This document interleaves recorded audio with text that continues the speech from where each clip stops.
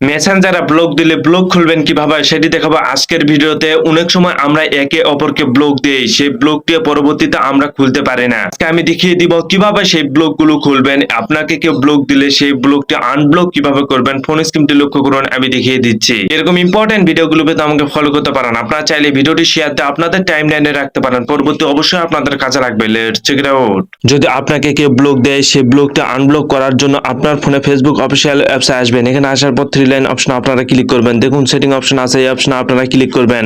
Click করার পর আপনারা স্ক্রল ডাউন করে আপনারা নিচে আসবেন। নিচে আসার পর দেখুন ব্লকিং নামে একটি অপশন রয়েছে, এই অপশনে আপনারা ক্লিক করবেন।